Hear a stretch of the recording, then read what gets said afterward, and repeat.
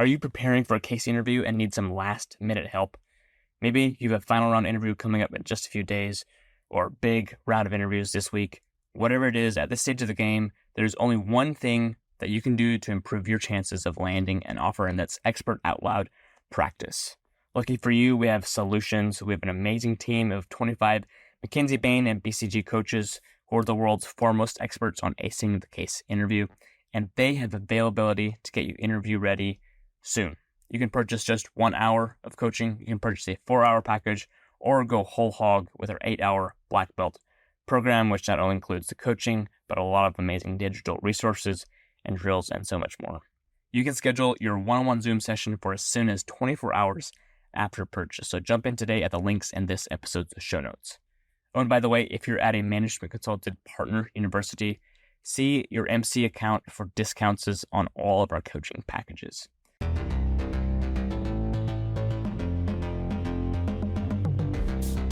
Welcome to another episode of Strategy Simplified. In this episode, you get to hear from Thomas, who spent over 4 years at McKinsey. He did a bunch of amazing things there. He managed a team of generalists and expert consultants across North America. He actually stood up a kind of internal startup at McKinsey focused on delivering ESG products and advisory services.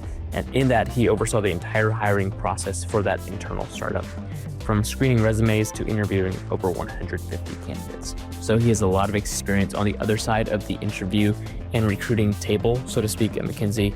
And he's also a management consultant case coach. So he and Eden discuss his journey to McKinsey, his coaching philosophy, and lots of tips and tricks on navigating recruiting as an international student. Before we get into this fantastic conversation with Thomas, we'd love to get your rating and review on the podcast. So whether you're listening on Apple Podcasts or Spotify or a different platform, take 5 seconds to pause and leave us a rating and review to help the show reach more ears. All right, let's get into this conversation between Thomas and Eden. Can you give me about a 60-second introduction of you pre-McKinsey? Because, side note, Thomas worked at McKinsey and now he's with us, which is great. But yeah, tell us a little bit about you pre-McKinsey. Yeah, thanks so much for having me on the show, and so good to speak with you today. So I go by Thomas. I'm originally from France, but I moved to the United States to study at UC Berkeley when I was 20, and that's where I actually got into consulting and got very passionate specifically about sustainability and how do we use the private sector and consulting to work on climate solutions and sustainability. So I finished my studies at Berkeley, and then it was time to find a job. And so just like many people who are listening to the podcast, I got interested in consulting and worked my way to find a job in consulting. It wasn't easy, and very happy to share back my learnings with the audience today. Oh, that's great. Wonderful. Thanks so much for adding in that color. So can you tell me a little bit about what your initial recruitment process looked like from, the initial stages of when you decided you were interested in consulting to when you got your offer? Yes, absolutely. So because I'm originally from France, I was an international student. And for those of who might not know, as an international student, you cannot work for any organization once you graduate. So you cannot work for a startup, obviously cannot work for the public sector. And really the companies that are left are usually tech companies, but I studied economics, so I didn't have the coding background. It can also be investment banking, but the lifestyle scared me off. And then you have consulting. And I got really drawn to consulting because you have the ability to work on a lot of different topics. And I'm a very curious person. I love to learn about different things about the world and the way our economy and business world works. So consulting was a great way for that. And as a student, I joined a consulting club, which taught me more about how the industry is organized, how a consulting project works, how you work with clients, and so on. So that was really good moving into the recruiting process because I had a bit of an idea of what I was getting into. And then the recruitment process itself was, I'm not gonna lie, it was definitely challenging. I think September of my senior year of college was probably the most stressful month of my life because as an international student, you also have challenges that some others might not have. You do have to find a job, otherwise you have to leave the country. But I really approached the situation like a game almost, where I had my roadmap, I had the end goal, and then it was just about fitting the pieces in the puzzle to get to my end goal. And in retrospect, I had a lot of fun actually, and really happy to now share my learnings with people I coach with you guys. Wonderful. Thanks so much. Now, what office did you land your offer at? Yes, I was studying in California, but actually I wanted to see something else in the US. So I asked to join the Denver office because, in my opinion, it was right in the middle of the country. I had never lived in the mountains, and it was a great way to travel in the country and work on different projects and different cities. So I joined the Denver office for about 2 years as a business analyst. And then once I became manager, I moved back to San Francisco, and that's where I finished my time at McKinsey until 2023. All right. I'm so excited to have heard this story because I speak with international candidates all of the time who are trying to break into the US market as a consultant and they feel very discouraged. So, can you extract 1 to 2 insights for them specifically with people who have a similar background trying to accomplish the same mission? And what can they do to stand out and successfully make it through the application and interview process with MBB?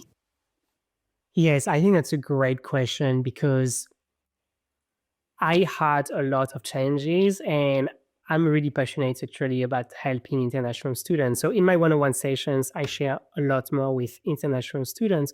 But I think two things that really international students should keep in mind. The first one is that Americans are very good at networking and marketing themselves. And I don't know how it is in other countries, but in France, marketing yourself doesn't come naturally. So I had to learn that skill and I had to really sell myself, go to career fair and sell why I think I would be a great candidate for that specific position. So networking and really going all in on marketing yourself because you're great and because that's how the market looks. That's how the market works. That's how American candidates will act throughout the recruiting process. And you have to match them where they are strong at. So that's the first one. The second one is prep as much as possible. It's important to look at videos and read cases and so on, but nothing will ever replace live casing. So I had to find other students to prep with, students within my consulting club, students I was studying with, and also MBA students who had worked in consulting in the past. And I did do a few sessions with expert coaches, and that helped a lot. But I think I had at least 60 live cases under my belt until I got to the first round. And it was key because it gave me the confidence that I was actually going to succeed because I knew what I was getting into. And the fun fact there is that as a junior at Berkeley, I got invited to an interview for an internship in consulting. And it was an application that I had filled out a few months earlier. I forgot about it, got an email, next week, you're getting interviewed. I don't have any clue what a case interview was. I showed up and obviously I didn't get the offer. But that experience was great because it showed me that it's like a sport, right? It's like a competition. You practice before you get to the competition. And then because you have practice, you have the confidence that you're going to do great on D-Day. That's really helpful insight. I see a lot of candidates who are waiting to prep until they get the interview invite, and sometimes they really only do get 1 week notice. And we try our best to help them out, but if they are starting at zero, the best we can do most of the time is just help them not miss out on future opportunities with that company. And so what we want to make sure that candidates know is that you do need to start prepping for this ahead of time and have the confidence that you're going to land the interview and get ready for it. I think that will all add up to be lead you in the right direction to be successful. All right, so you were very involved in the interview process at McKinsey. Can you tell me a couple of traits that your top candidates displayed?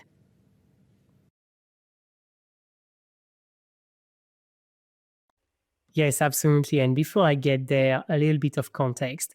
I had a bit of a special position at McKinsey where I helped build an internal startup that was focused on environmental, social, and governance. And so at the beginning, we were just a team of 2.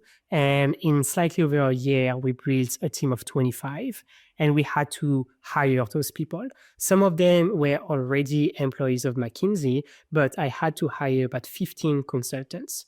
And so that experience is a bit different than the average manager or associate partner would get asked to head on one specific candidate, case the person, and then go on to their regular job life. There, I had to work alongside HR and recruiting to screen resume, case the people, and then do the actual hiring decision. And so I got to see what it looks like to hire someone at McKinsey on the other side of the table. And because I did that, I interviewed about 100, slightly over 100 candidates in that position. And some patterns got really clear to me. I think the 2 main ones were, the first one, people who were successful were overly prepared. It's like night and day. You could see immediately if someone didn't know how a case works and if someone had the codes.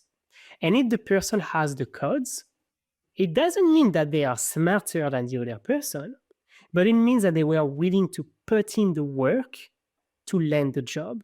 And it tells you a lot about the work ethic of a candidate. And that is a trait that is a great first impression. And usually if they have prepared a lot, it means that they got good at it. And if they got good at it, usually they would land an offer. So that's the first one. The second one might be a bit less intuitive, but they were having fun. They were having fun with the case and they were having fun during the interview. And to everyone listening out there who's thinking about recruiting for consulting and is going through the case interview process, I really encourage you to see it as a learning opportunity. Because you are going to learn about different industries. You are going to learn skills that, whether you land the job or not, will be relevant in your career. Thinking about how to structure a case will help you in your consulting career and other careers. And so the people who are very, very good at those interviews and that we hired, you knew they had done dozens of cases. And because they had done so many, they were having fun and they were genuinely intellectually curious about the case that I was presenting to them. That is incredibly helpful context. And it's very true. We've seen that across industry, that when our candidates are both very well prepared and they enjoy it, they typically get called back for a second interview as well as the offer. It's kind of like dating, right? You can know how to ask all the questions and answer all the questions, but if you're not having fun, you're not going to get a second date. So we definitely want that for everyone.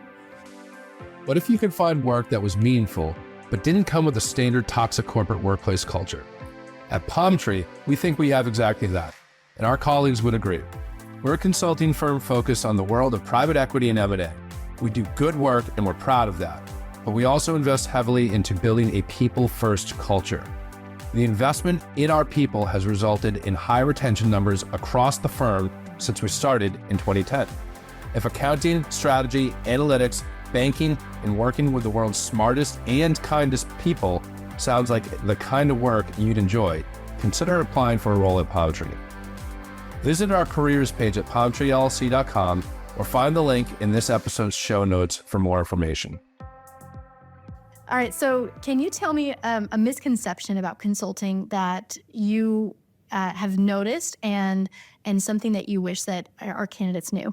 Yes, absolutely. I think the main one for me is that you don't actually need a business background, and that the most successful people in consulting usually do not come from a business background. You need a lot of soft skills to succeed in consulting, especially at later stages in your career. And you don't need to know how a P&L is structured to help a client, because those are the things you're going to learn on the job. And if there's one thing that people love in consulting, and especially at McKinsey, is coaching others and help others succeed. And so if you come in from another background, I've had great colleagues that were the best consultants I've ever seen were English majors, because they knew how to write, they knew how to tell a story, and they knew how to basically present in front of clients. And all the business acumen, you learn it on the job. So if you're not doing, if you're not a business major in undergrad, or if you don't have an MBA, it doesn't mean that consulting is not for you. For me, consulting is a great way to learn about the world, because you are going to get on a different project on a very regular basis, and you're going to learn great things about things that you didn't know anything about. So consulting is not only for business people. In helping candidates recruit for some of the top firms in the world, what is the process that you run them through? Yes, I think that process will look very different if the person has 1 hour with us or 8 hours. If they have 1 hour, I really target what their largest weakness looks like, so that they get above the bar before their interview. If they have, a full black belt program with us, a full 8 hour, I start with doing a diagnostic. There is 3 main elements that are important in a consulting case, right? It's going to be the framework, which is the quantitative thinking. It's going to be the math, and it's going to be the creative thinking. And those 3 elements, I assess them in a first diagnostic case. And then I understand where the candidate is on those 3 different dimensions. And after the first call, I give them homework, things that they need to work on until our second call. And then the second call, we do another case, usually a tiny bit harder than the first one. And we work like that, just brick by brick. First, we focus on the weaknesses, because we want to meet the bar across the board. And then we focus on the strength. We want to bring the strength from good to great. And that's how we progress. And those 8 hours are pretty different if the person is interviewing specifically for McKinsey, because the behavioral part of the interview, the person experience interview at McKinsey, looks very different. And I like to dedicate a solid 1 to 2 hours specifically to that part of the interview, because you have to be prepared for the PEI part of the interview. Okay, can you talk a little bit more about that part of the interview, and potentially anything else that candidates need to prioritize as they're getting ready for that process? Yeah, absolutely. And once again, that is extremely specific to McKinsey. So if you have an interview with McKinsey, or if you want to work for McKinsey, you will need to go through the process. Essentially, when we would recruit people, you look at a case and you look at what is called the personal experience interview, PEI. And the 2 elements are worth 50%. So I had to decline, we had to reject candidates that were incredible on the case, but didn't prepare the PEI. And therefore, it's 50% of the interview, and they didn't pass. So for the PEI, you will look on the website of McKinsey, and they look at 3 or 4 different elements of leadership. And you want to have stories ready for 2 specific elements. And the interview is not like, hey, how is it going? Tell me more about yourself. Not at all. It's going to be about telling you about a specific moment when you were in that specific situation, and what exactly did you do. And believe me, from my experience, they go deep and they drill down on elements you wouldn't expect because they are looking for specific leadership traits. And if you don't have your story ready, you are not going to understand why they're asking specifically about that. And it's pretty easy to miss a PI, even if you've prepped for hours before that for the case interview. So I really encourage people who have an interview with McKinsey or want to work at McKinsey to prep for that specific section of the interview and have their stories ready. And I'm happy to work with you to make sure that your stories will actually pass the bar. Yeah, McKinsey is very known for their PEI. Also, other firms have behavioral interviews and fit interviews, you can call them. Either, whatever you'd like, but you have to have your hero stories prepared and you have to have that depth of knowledge of your own experiences. Otherwise, they're going to just think that you might have memorized a script or something. So being organic and being in the moment in the interview and being knowledgeable is incredibly important. All right, so candidates can work with you by booking meetings with you through the link in the show notes, by the way, just for our listeners out there. Do you have any final words of wisdom that you would like to share with them as they are approaching their recruitment season? Yes, I think two main takeaways to keep in mind. One, this shall pass too. Like, it's a difficult moment to go through, but it's worth it. And once again, don't see it just as a means to get to the end, but see it as a process that will teach you valuable skills and knowledge for your career down the line. So just don't see it as a must-do in order to land a job, but rather a journey where you will become a better version of yourself by going through that journey. The second one is prepare. I cannot tell you how much you see it when a candidate comes to the interview and they are overly prepared and they know exactly what they are doing. It's not rocket science, but you cannot run a marathon if you haven't got on a lot of runs before that. It's the exact same thing. Don't wait for the interview next week, because just like me when I was a junior in college, you will bomb the case and it's going to be pretty embarrassing. Prepare a couple of weeks, couple of months before the recruiting seasons, and then you'll be in great shape to land the job that you want to land.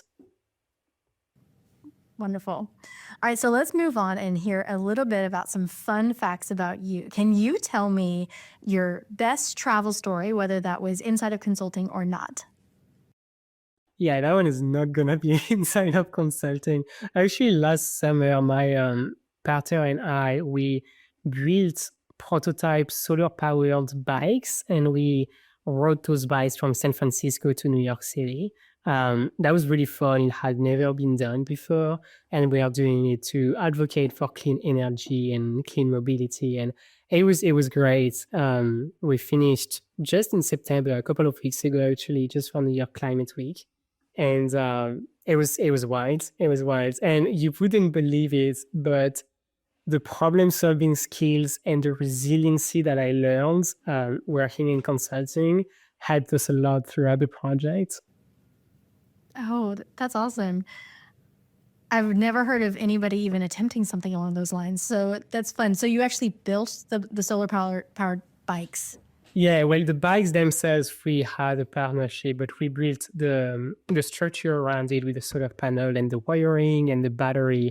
It's essentially a recumbent 3-wheel e-bike that gets charged with the sun. So over your head, you have a solar panel. The solar panel charges the battery, and the battery feeds the motor for you to pedal. And yeah, it was a first. It had never been attempted before, and it was really hard because it was the first, so we didn't know if we could actually do it, but we succeeded, and it was pretty fun. That's amazing. Okay, that was not on my bingo card for today, but I'm really glad that you shared about that. Very cool. All right, last question. Can you tell me what your favorite memory was from your time at McKinsey? Oh yeah, that one is easy. So as I told you, we built an internal startup of 25 consultants, and we are all working on environmental and social topics. So we were actually pretty close because through that selection process, you hire people who are great consultants, but also great people you want to work with. And it was during COVID, so you didn't have a lot of in-person interaction. And then we did our yearly retreat in Madrid, Spain. So we all got together after months and months of working together, and it was the most fun ever. So yeah, really grateful for that team and all those great people. That's lovely. Well, I'm so glad that you are on our team, and I'm really glad that our listeners have gotten to know you a little bit more today. And I don't know if we need to have the thumbnail of you on the recumbent bike traveling across the U.S. For this podcast. It's Japheth, our podcast producer, will have to make that decision, but I definitely want to see pictures of that later for sure. But thanks so much for joining us today, Thomas. And do you have any final parting thoughts or words you'd like to share, and then we can wrap it up? Yeah, hang in there. We're here to help you throughout the journey, and it's all gonna be okay. Especially for my fellow international students out there. I know how stressful it can be, but everything will be okay if you're willing to put in the work. That's very true. Great words. All right. Well, thanks again for joining us, and I hope everyone has a great day. Hope you're enjoying the podcast. Please go to managementconsultant.com or check out the links in this episode's show notes for more amazing resources for your recruiting journey, whether you're going for consulting, strategy, or some other type of role. We'd love to support you. Please reach out if you've got any questions. Team@managementconsultant.com. And we'll see you on another episode of Strategy Simplified soon.